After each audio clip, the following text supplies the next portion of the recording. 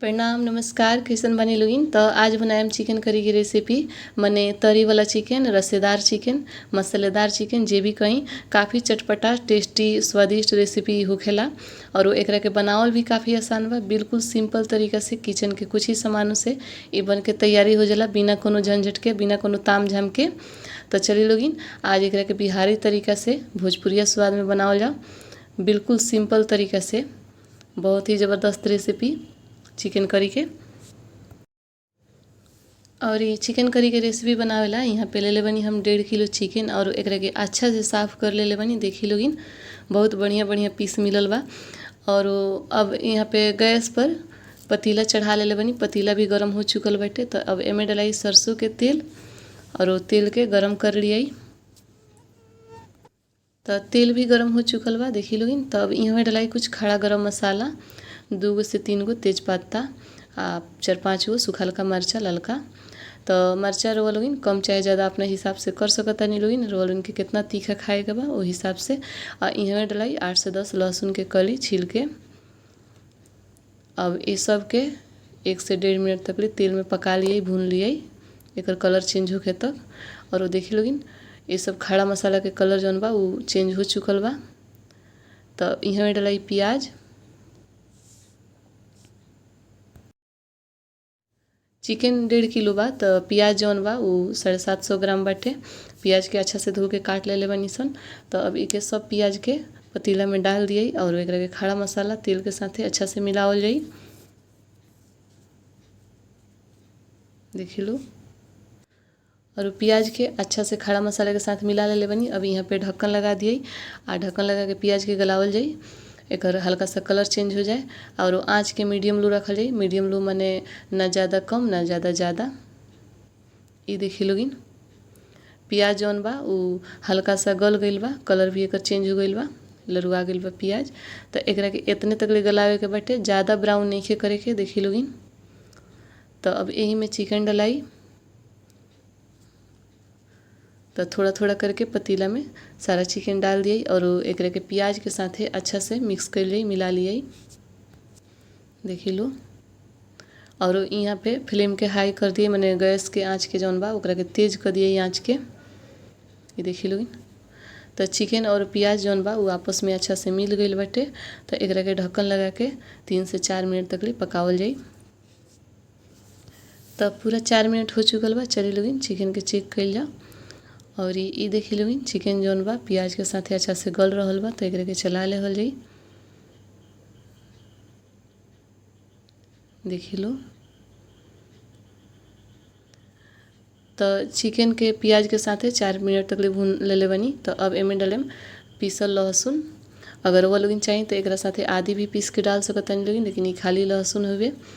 और एकरा के अच्छा से चिकन के साथे मिक्स कर लिए, मिला लेहल जाई। देखी लो। तो लहसुन के भी, पीसल लहसुन के चिकन के साथ अच्छा से मिक्स कर ले बनी। अब यहाँ पे ढक्कन लगा के फिर से एक के 4 से 5 मिनट तक ले मीडियम लो फ्लेम पर पकावल जाए, माने ना ज़्यादा कम ना ज़्यादा ज़्यादा। तब पूरा 5 मिनट तक ले चिकन जौन बा वो लहसुन के साथे भुना गई बाटे। देखी लो। और वो चिकन जौन बा वो पानी भी छोड़ ले बाटे प्याज और चिकन मिल के। तो एक के अच्छा से चलावल जाए, मिला लिए। यहाँ पे फ्लेम के लो कर दिए, माने धीमा आंच कर दिए। यहाँ डलाई आधा छोट चम्मच हल्दी पाउडर। और ये तीखा वाला लाल मिर्च पाउडर है तो ये आधे छोट चम्मच बा। 1 चम्मच, 1 छोटा चम्मच डलाई लाल मिर्च पाउडर। ये कश्मीरी लाल मिर्च पाउडर है, ऐसे खाली कलर चढ़ेला, तीता ना होखेला।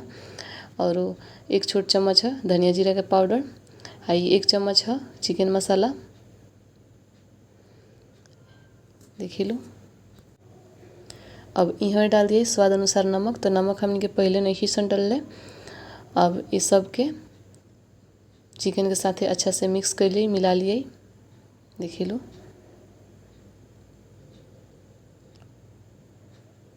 तो मसाला सब के चिकन में अच्छा से मिक्स कर लिए, मिला लिए।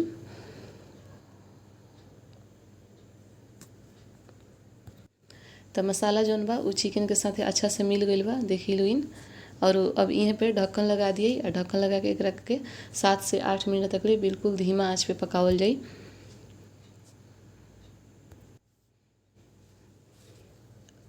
और ई देखी लोगिन मसाला के साथ चिकन जौन बा उ काफ़ी अच्छा से पक रहल बा। तो चलिए एकरा के फिर से चला लियो ताकि नीचे से लागे ना, जले उले ना। आ ढक्कन लगा के एकरा के फिर से ढक के फिर से ऐसे ही चला चला के एकरा के पकावल जाई। देखी लोगिन चिकन जौन बा उ काफ़ी सारा पानी छोड़ ले बाटे। तो यही पानी में अभी भुनाई। तो धीमे आंच पे एकरा के आराम आराम से चला चला के भूनल जाई, कोनो हड़बड़ी नइखे। तो एकरा के काफ़ी अच्छा से चारों तरफ से चला ले बानी। फिर से एकरा के ढक के 10 से 12 मिनट और पकावल जाई। आँच के बिल्कुल धीमा ही रखल जाई। तो ई देखी लोगिन पूरा 10 मिनट हो गइल बा। एकरा के फिर से चला लेहल जाई। देखी लो चिकन जौन बा वो भुनाइल शुरू हो गइल बा मसालन के साथ।